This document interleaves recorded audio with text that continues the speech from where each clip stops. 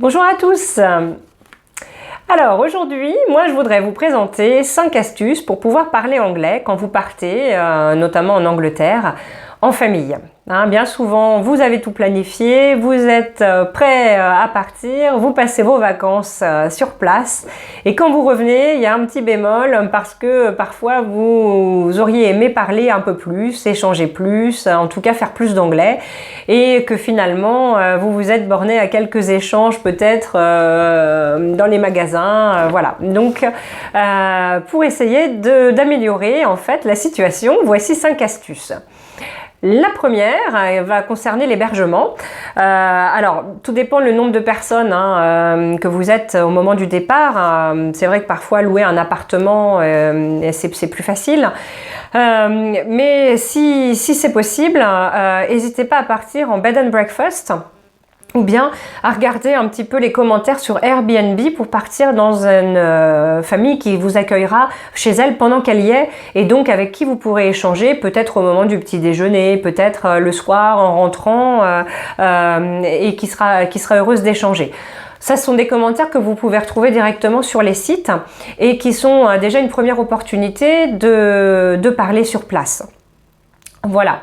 Ensuite, si vous partez tout seul et que vous avez peut-être un projet vacances qui soit, je sais pas moi, partir une semaine en randonnée à tel endroit, faire des vacances kitesurf, enfin voilà. Plutôt que de partir via un site internet français, ou une communauté française, etc. Essayez de regarder ce qui se fait un petit peu à l'étranger, s'il y a des communautés plus cosmopolites ou un site de tourisme peut-être anglais ou autre, pour que finalement une fois sur place, vous soyez dans un environnement non pas franco-français, mais un petit peu plus cosmopolite où l'anglais sera la langue finalement de conversation et d'accueil peut-être même sur le resort où vous pouvez être, etc. Donc ça c'est une autre piste aussi quand on part avec une thématique. Ensuite, une fois sur place, selon peu importe le type de vacances que vous faites, si vous êtes en Angleterre en tout cas, en Irlande aussi, voilà, eh bien, vous ne serez pas loin d'un pub.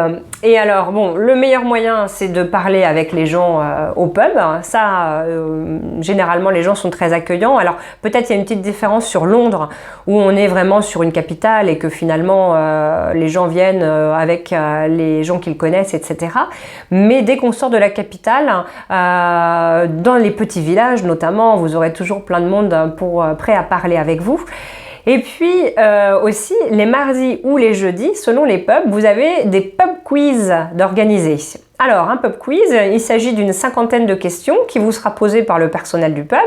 Vous allez répondre en équipe et puis à la fin, eh bien, il y a un gagnant. L'équipe qui a le plus de bonnes réponses aura gagné.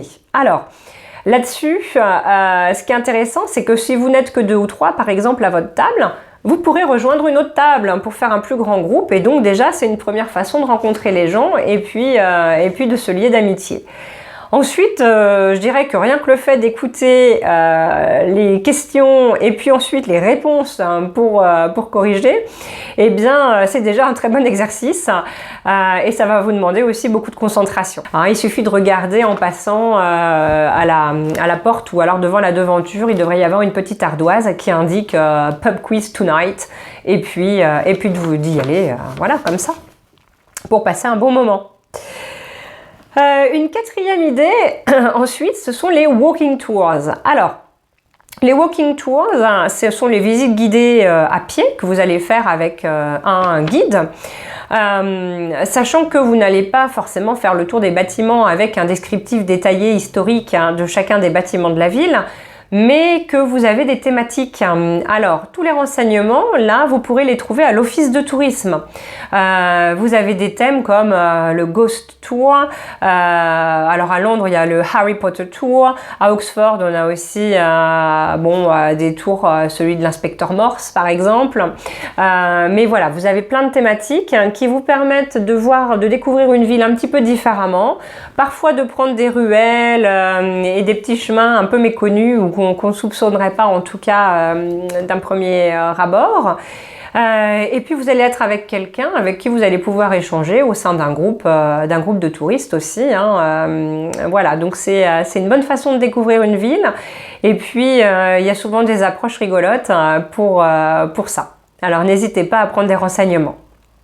Et puis, je dirais pour finir, ne boudez pas les musées qui ont beaucoup vraiment l'art de vous mettre au cœur de l'histoire avec des commentaires en anglais et puis aussi des approches très ludiques pour pouvoir transmettre le message et puis les informations qu'il y a à transmettre. C'est donc une belle occasion de se plonger au cœur de l'anglais, de l'Angleterre et puis de l'histoire. Et puis de faire des visites un petit peu différentes. Les anglo-saxons sont très forts pour ça. Voilà, et bien écoutez, il ne me reste plus qu'à vous souhaiter de très belles vacances. À bientôt, au revoir.